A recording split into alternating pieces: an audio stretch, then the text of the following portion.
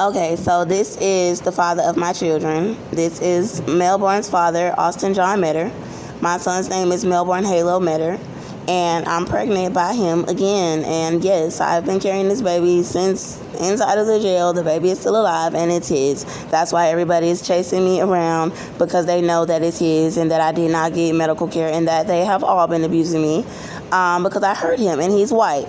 But he was also sent to hurt me. So anyway, let me just say what God told me to say. He was assaulting me. I told the police he was assaulting me. He fled from the police. He was raping me and hitting me while I was pregnant. His charges include theft, drug possession, assault, family violence, Class C rape, assault on a public servant, and he was on a 2-year felony probation for assault. His charges also include unlawful restraint and trespassing. Austin Metter kept assaulting me. I tried to get him to stop. I did not want to let Austin inside of the home.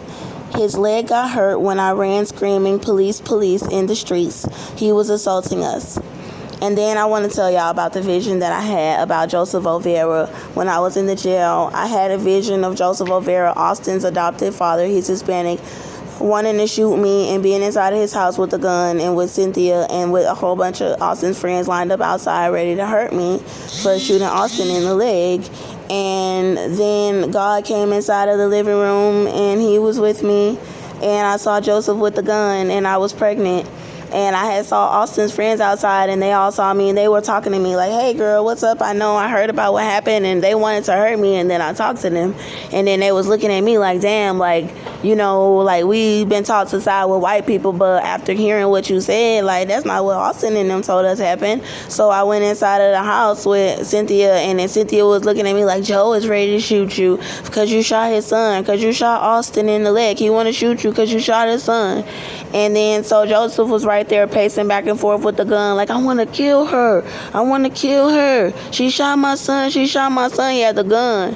And then my little son's spirit, I don't know what was going on, but God had took into place. And God stepped inside, and God was like, he almost killed her kids.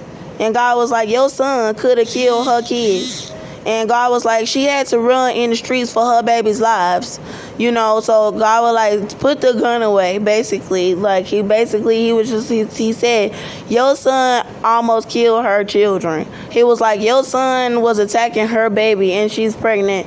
Your son could have killed her children." That's all God kept saying. God was like, "She ran out of her house screaming for her children's lives, and your son could have killed them." And that's all God was saying to Joseph. So, you know, that was a vision I had about Joseph, because I know that a lot of people want to hurt me because I shot Austin, but it means a lot that God was the righteous one. I mean, he really is the righteous one. He's not bound to Satan.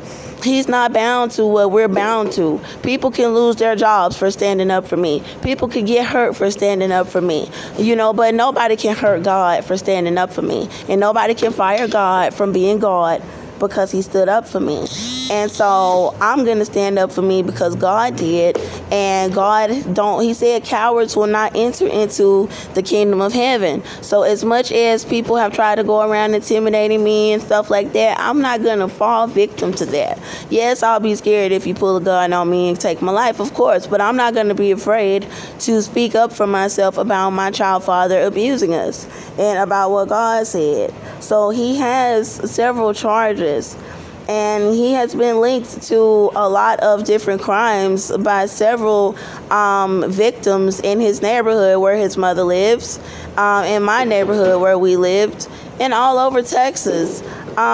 You know, he's been in a lot of trouble. So for people to have gone out of their way to cover up evidence that he was abusing me and my children, well, my child, because I'm pregnant, and my child, it means a lot that God actually stood up for us.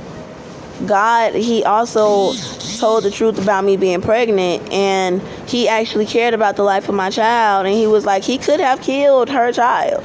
He could have killed her children. So he didn't just say Melbourne, my baby that I already had.